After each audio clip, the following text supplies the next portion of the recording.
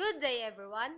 I am Elaine Dela Cruz from BSHM 4th PD, and I am going to report making capacity planning decisions and decision trees. Okay. So in making capacity planning, there are three-step procedure, and these are identify capacity requirements, develop capacity alternatives, and evaluate capacity alternatives. So for the first step, we have identify capacity requirements. In this, we need to know first the capacity needed by the company. A company will be having a hard time to purchase a facility without knowing the capacity needed in the future. Also in step 1, we have forecasting capacity. Capacity requirements are identified on the basis of forecast of future demand, and forecasting at this level is performed using qualitative forecasting methods.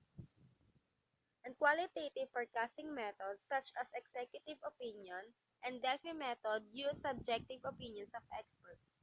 These experts can consider quantitative forecasting, but because of so many variables that can influence the demand at this level, the experts use their judgment based on their own knowledge.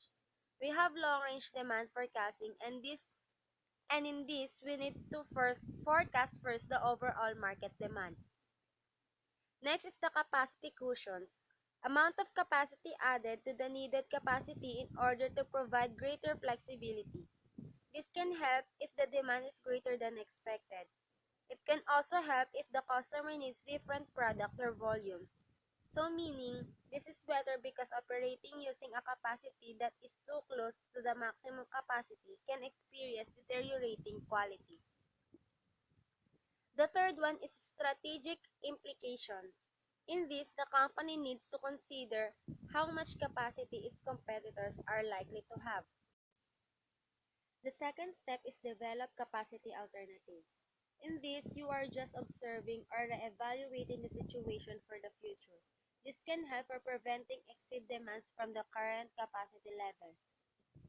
And just remember the three capacity alternatives. One is do nothing, second is expand large now, and third is expand small now with option to add later.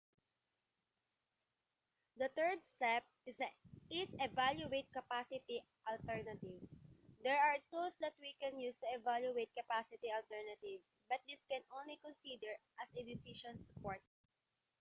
Ultimately, managers have to use many different inputs as well as their judgments in making the final decision.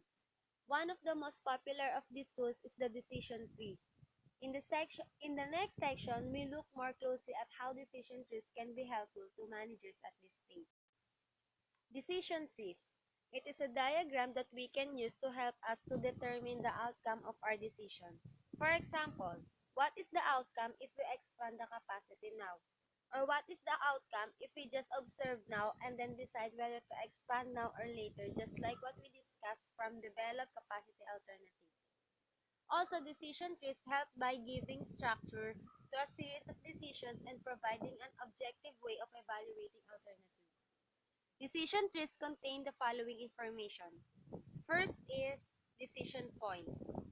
These are the points in time when decisions such as whether or not to expand. Second is decision alternatives. Buying a large facility and buying a small facility are two decision alternatives. Third is chance events. These are events that could affect the value of a decision. And last is the outcome. For each possible alternative, an outcome is listed. For the procedure for drawing a decision tree, first is draw a decision tree from left to right. Use squares to indicate decisions and circles to indicate chance events. Second is write the probability of each chance event in parentheses. And last is write out the outcome for each alternative in the right margin. And the procedure for solving a decision tree, first is work from right to left. At each circle representing chance events, compute the expected value. Second is write the expected values below each circle. And last is select the alternative with the highest expected value. Let me give you an example. Anna, the owner of Anna's Greek restaurant, has determined that she needs to expand her facility. The decision is whether to expand now with a large facility, incurring additional costs and taking the risk that demand will not materialize, or expand now on a smaller case, knowing that she will have to consider expanding again in 3 years. She has estimated the following chances for demand. First is the likelihood of demand being high is 0.70 and being low is 0.30. She has also estimated profits for each alternative. First is large expansion has an estimated profitability of either $300,000 or $50,000, depending on whether demand turns out to be high or low. Small expansion has a profitability of $80,000, assuming that demand is low. Small expansion with an occurrence of high demand would require considering whether to expand further. If she expands at that point, her profitability is expected to be $200,000. If she does not expand further, profitability is expected to be $150,000.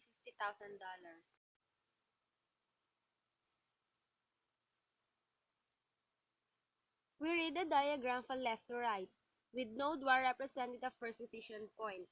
The two alternatives at that decision point are presented as branches. They are labeled with the two alternatives, expand small and expand large. Regardless of which alternative is followed, some chance events will take place. In our example, the chance events are the occurrence of either high or low demand. The circular node represents the chance events, with the branches providing the level and the probability of the event. For example, the chance of high demand is 0.70 and the chance of low demand is 0.30. If we start with a small expansion and high demand occurs, we will have to decide whether or not to expand further. This decision point is represented by node 2. The dollar amounts at the end of each alternatives are the estimated profits. Now that we have drawn the decision trees, let's see how we can solve it. Now we drew the decision tree from left to right. To evaluate it, we work backward from right to left to determine the expected value. The expected value is a weighted average of the chance events, where each chance event is a given probability of occurrence. We start with the profitability of each alternative, working background and selecting the most profitable alternative. For example, at node 2, we should decide to expand further because the profits from that decision are higher. If we come to that point, that is the decision we should make. The expected value of profits at that point is written below node 2. This is the expected value if we decide on a small expansion and high demand occurs. To compute the expected value of the small expansion, we evaluate it as a weighted average of estimated profits given the probability of occurrence of each chance event. The large expansion gives the higher expected value. This means that Anna should pursue a large expansion now. Thank you for listening!